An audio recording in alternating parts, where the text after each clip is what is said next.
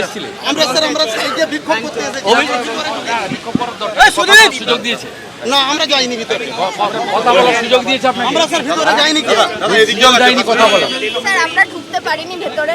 Sir দেখুন ওই সব এই যে যোগ্য বলে যে কার্ড দিল 7,000, এটা বাঁচলো কি? কে বাঁচলো? অধিকার মঞ্চকে দিয়েছে। রাজনীতি চাই না। 7,000 কার্ড ওদেরকে দেওয়া হয়েছে, কিন্তু ওরা ডিস্ট্রিবিউট করেছে। ওরা সিদ্ধান্ত নেওয়ার কে যে কারা যোগ্য কারা অযোগ্য। তার মানে 19,000 অযোগ্য। তার মানে 19,000 অযোগ্য। হ্যাঁ, মাত্র উল্টে দিয়েছে।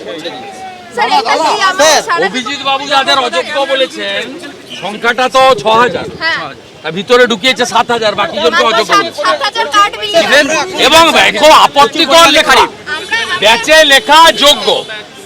তার মানে যারা কার্ড পায়নি তারা আজকে বাড়িতে ফিরে যাবে হ্যাঁ, তারা যে আমরা অযোগ্য, declare by the state government. এটা টিএমসির প্রোগ্রাম ছিল না, সেই অযোগ্য স্টেটের প্রোগ্রাম ছিল। আপনারা বাড়িতে আজকে কি নিয়ে যাবেন?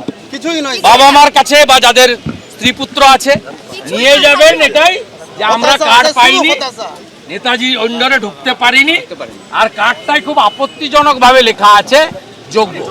তার মানে আপনারা অযোগ্য। আমাদের ওএমআর সব ঠিক আছে, আমাদের কোনো কিছু প্রবলেম নেই। আমাদের ওএমআর দেয়নি। আমি 11 12 এর বায়োলজি শক্ত থাকুন, দেখে নিচ্ছি। ভলেন্টিয়ার সার্ভিস মানে হচ্ছে হয়তো আইওএসএমএস এর মাধ্যমে যেটা স্যালারি হয় সেটা হবে না, সেটা বন্ধ হয়ে যাবে। উনি হয়তো আমাদের স্যালারি দেবেন, অন্যভাবে দেবেন, হয়তো 20-30 হাজার যাই হোক না কেন, সিভিক টিচার হিসাবে হয়তো আমাদের মাইনে দিতে পারেন এই 2 মাস। আমরা একটু কনফিউজড আছি যে আমাদের ভলেন্টারি সার্ভিসের কথা বলা হয়েছে, তার সাথে সাথে স্যালারির বিষয়ে কিছু বলা হয়নি।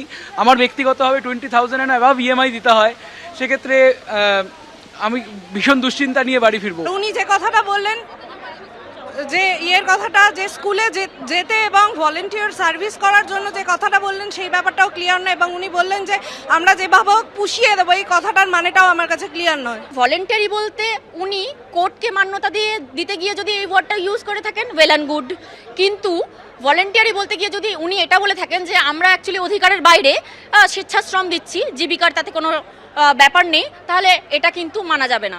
আমাদের অনেক ধরনের রেসপন্সিবিলিটি রয়েছে, যেমন আমার ব্যাংকের লোন রয়েছে, তো আমরা তো ব্যাংকে বললে ব্যাংক শুনবে না যে ভলেন্টিয়ারিলি আমার ব্যাংকের লোনটা মাফ করে দিন, তখন তিনি কি করবেন, আমার ব্যাংকের লোনের জন্য নিলামের ব্যবস্থা করবেন আমার ফ্ল্যাটটা।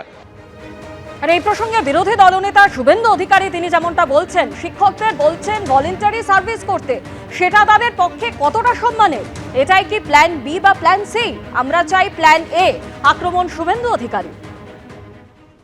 আপনি শিক্ষককে যদি বলেন ভলেন্টারি চাকরি করতে, শিক্ষককে যদি বলেন গ্রুপ ডি করতে, এটা কি তার মেধা, তার একাডেমিক, তার সঙ্গে সম্মান দেখানো হবে?